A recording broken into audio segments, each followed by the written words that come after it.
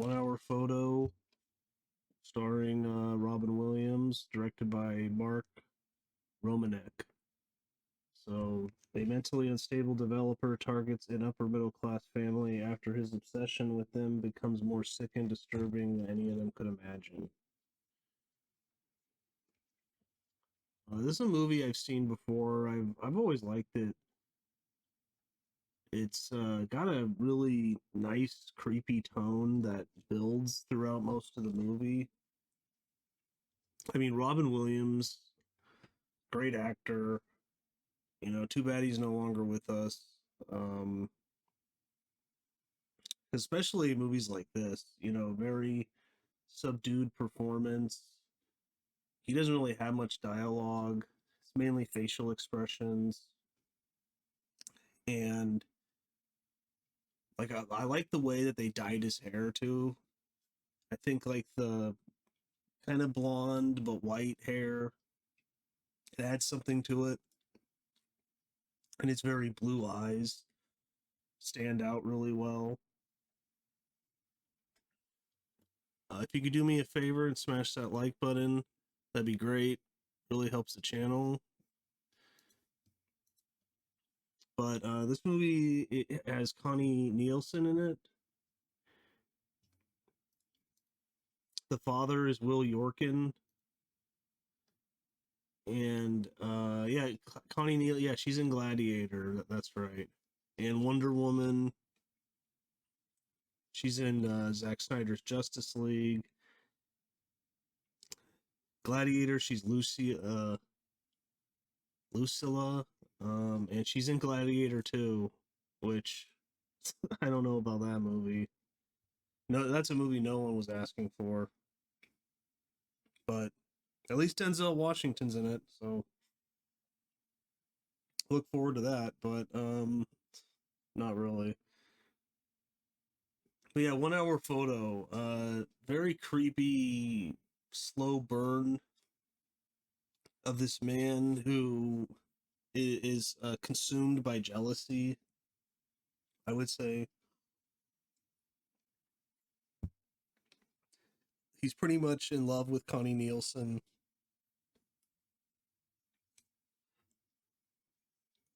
He's friendly with their kid too. Not like in a weird way, really. Um, you could tell he's probably in love with Connie Nielsen, and he basically, so spoilers.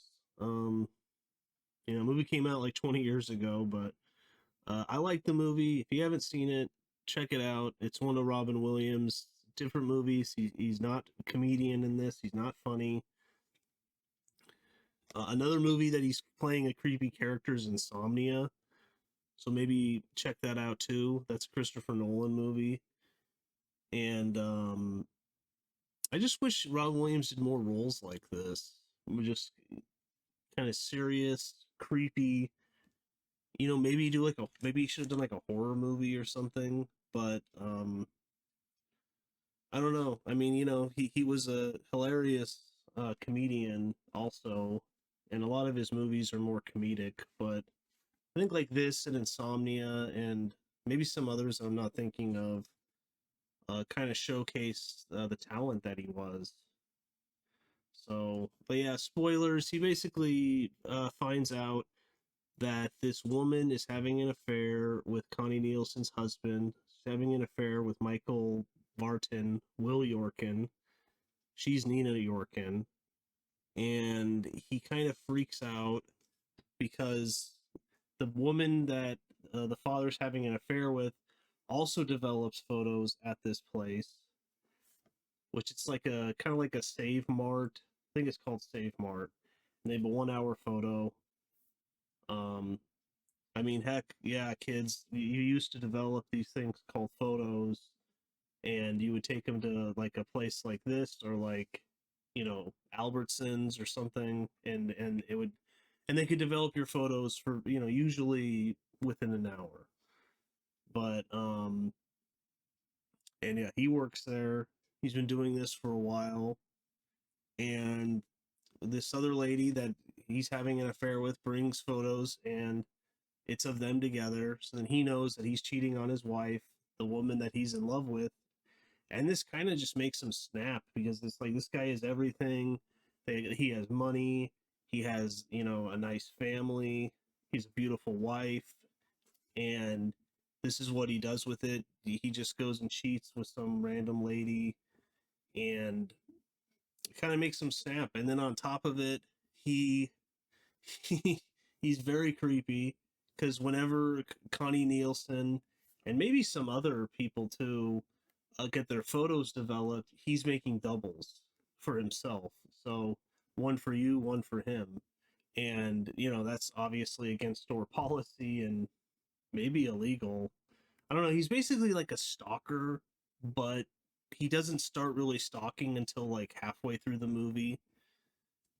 So he's like a photo stalker, kind of.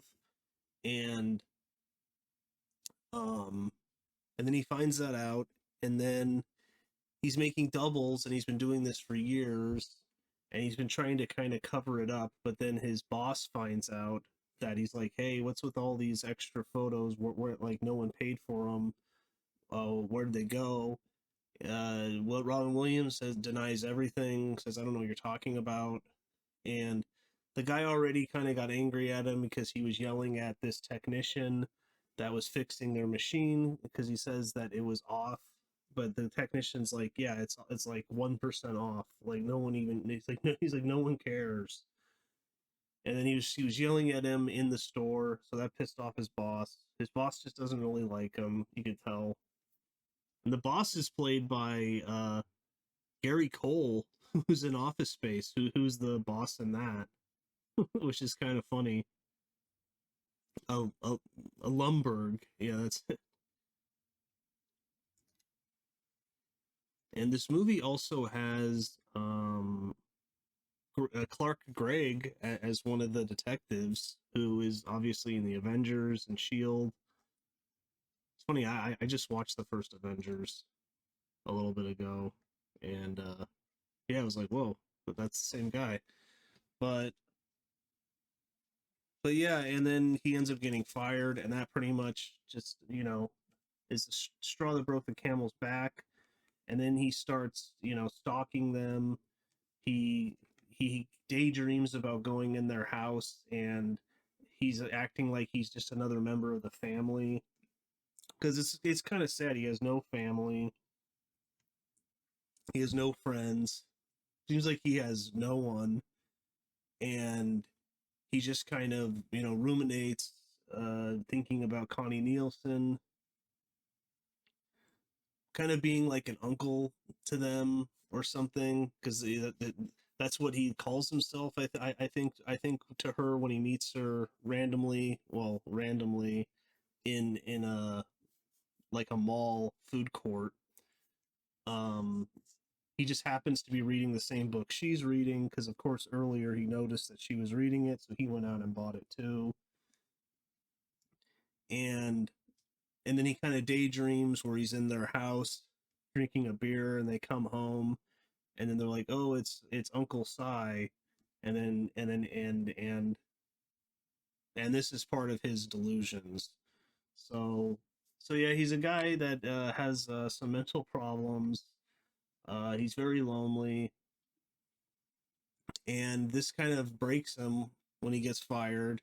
And then on top of it, he's angry about the guy cheating on his wife. He switches the photos of him with uh with his mistress and puts them into the photos for Connie Nielsen.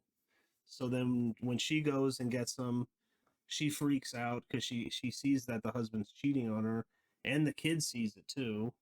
But she never calls the husband on it though, which angers him. And I guess maybe she's just like, we'll deal with this later, because they already had some marital problems, so she probably maybe suspected something already. But um, but yeah, it's like only an hour and a half, so it's a quick watch. It's got a nice slow burn to it, and then in the end,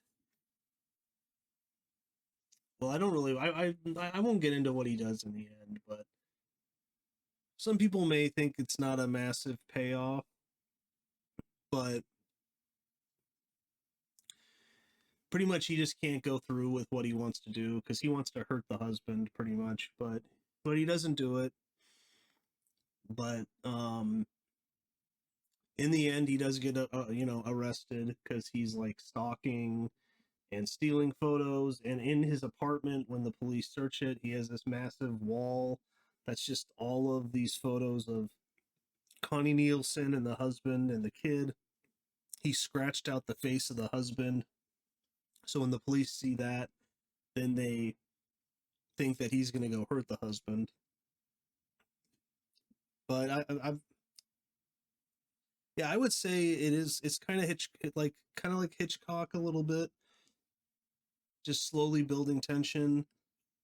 Um, maybe a little bit of Rear Window in it because like the voyeurism, but in that he's actually a good guy, pretty much trying to stop a crime, or he sees a crime and yeah, but in this he's the criminal. So yeah, he's a man consumed by jealousy.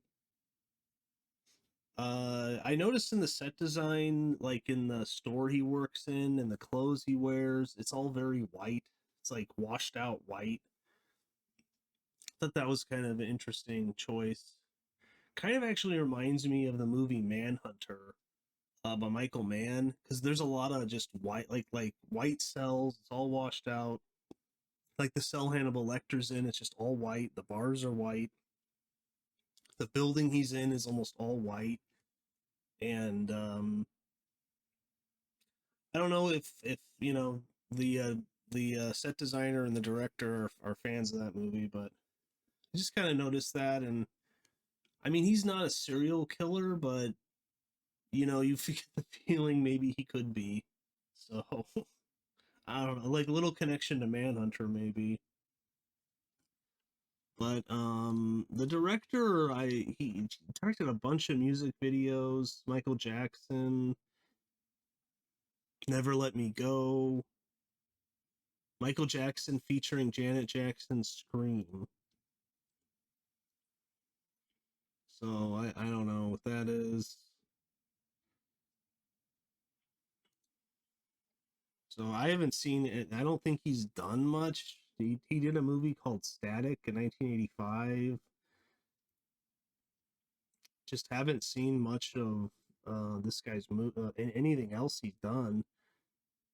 A short video for Nine Inch Nails, Closure. Yeah, so he does a lot of music videos. I mean, you can kind of tell, I think, with the set design, especially, and the costumes. So,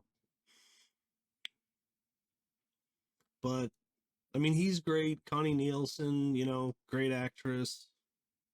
Been in tons of stuff. I mean, even the kid, I think, is okay for a kid actor. And at one point in the movie, it's kind of creepy because the kid is doing like soccer practice for school, and then there's no one in the stands except him. So he's kind of stalking the kid too, but he doesn't want to hurt the kid. Um, and then he tries to give him a toy that he wanted earlier, but the kid said, "I can't take this. My parents will get angry." So a little creepy. He's like stalking the kid and stalking Connie Nielsen, kind of driving to their house, just sitting outside their house, watching her, taking photos of her. So, but yeah, if you haven't seen it, check it out. 1 hour photo. Um, I don't think I really spoiled much in the movie because it's just a slow burn. It's pretty much just like Robin Williams and five other characters really, and it's a pretty small cast really. So, but yeah, I liked it. It's a creepy movie that's different than a normal horror type movie. I wouldn't consider this a horror. It says drama thriller. I think that's probably fair. But Roger Ebert gives it 3.5 stars. so he liked it. Much of the film atmosphere forms through cinematography by Jeff Cornweth. His interiors at Save Mart are white and bright, almost aggressive. Yeah, that's what stood out to me. You can hear the fluorescent lights humming, though choices involving set design and lenses choices. 1 hour photo counter somehow seems an unnatural distance from the other areas of the store, as if the store shuns it, or it has withdrawn into itself. Customers approach it across an exposed expanse of emptiness, with Sai smiling at the end of the trail. A man who works at a 1 hour photo operation might seem to be relatively powerless. Certainly, Sai's boss thinks so. But in an era when naked. Okay. He's saying that he may see, intimate photos of people, and, the movie at first seems soundly grounded in everyday reality, in the routine of a predictable job. When the director departs from reality, he does it subtly, sneakily, so that we believe what we see until he pulls the plug. There was one moment I will not describe in order not to ruin it, when Sai commits a kind of social trespass that has the audience stirring with quite surprise because they see the scene, don't realize that it is his innocent everyday act that can be a shocking transaction in the wrong context. Watching the film, I thought of the great 1960 British thriller Peeping Tom, which is about a photographer who killed his victims with a stiletto concealed in his camera. Sai uses a psychological stiletto, but he's the same kind of character, the sort of man you don't much notice, who blends in, accepted, overlooked, left alone, so that his rich secret life can flower. There is a moment in Peeping Tom when a shot suddenly reveals the full depth of the character's depravity. In 1 hour photo, a shot with a similar purpose requires only a lot of innocent family snapshots displayed in a way that's profoundly creepy. This movie has been compared to American Beauty. Hmm. Okay. That's interesting. Another film where resentment, loneliness, and lust fester beneath the surface of suburban affluence.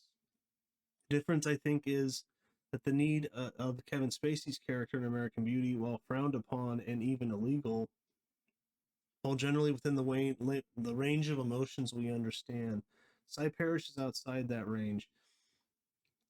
He was born with missing parts and has assembled the remainder into a person who has borrowed from the inside to make him look out, to make the outside look in. So yeah, Roger Ebert, pretty big fan of the movie. So, but that's about it though. 1 hour photo. I liked it. I pretty much agree with Ebert.